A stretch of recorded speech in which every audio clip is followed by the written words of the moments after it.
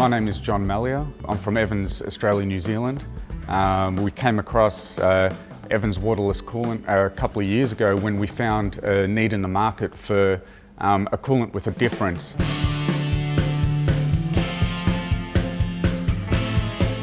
There was a new product out there in the market, and we found that in the US, the UK and Europe, and even in China, Evans had the point of difference to eliminate most of the problems associated with conventional coolant in cooling systems.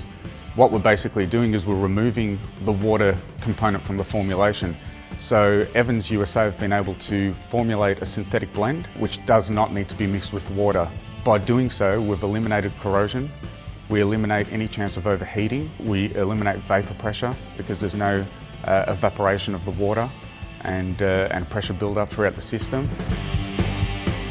Evans Waterless engine coolant is good for the life of the engine. Basically, you put it in once and you forget about it. You don't need to have to ever replace it. It doesn't evaporate, so you're not going to need any top-up. Evans has been designed in a way that the additives stay suspended within the solution at all times. So we hear many comments, especially from people who don't drive their car every day, that when they do go to drive it, they have to replace the coolant. And that's because the additives drop out, they settle at the bottom of the cooling system, they crystallize, and that coolant is effectively useless.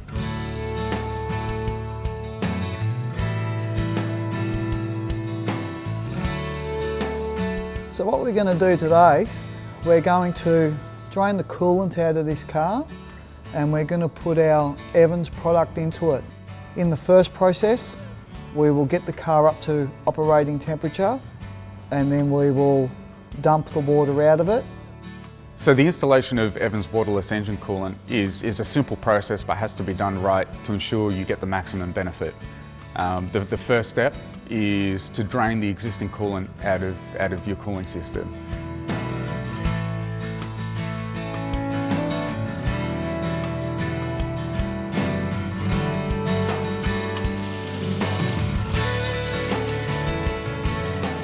The biggest factor affecting overheating is insufficient heat transfer as a result of vapour. So well before the boiling point of water, conventional coolant's already starting to form vapour. And what you find is that vapour actually reduces the thermal conductivity of the water by 96%. So effectively, you know, we get comments that water is the best thermal conductor. And it's true, we can't argue with that, but only in its liquid state. So once that water becomes vapour, the thermal conductivity of water is no longer relevant. That vapour within the cooling system actually creates pockets throughout the cooling jackets and separates the coolant from the metal components, stopping any heat transfer. With Evans coolants,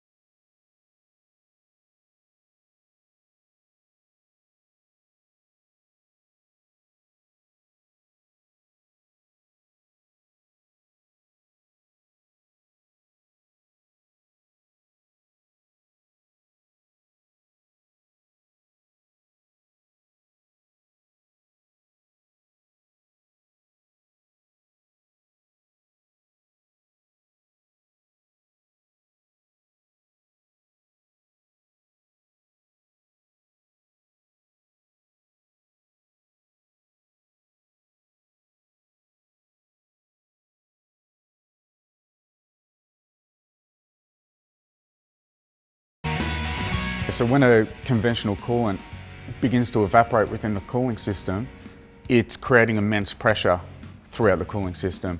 And we all know the old story, you pop the radiator cap off and you get a massive explosion of water. Well, with Evans waterless coolant, because you don't have that evaporation and you don't have that build-up of vapor pressure, when that car's at operating temperature, if you've taken it for a drive, whether it be an hour or 2 hours or half an hour, you can stop, pop that radiator cap off. I'd still wear a glove, it's still going to be hot, but you're not going to get that explosion of water. In fact, it's just going to pop off like a... It's just going to pop off.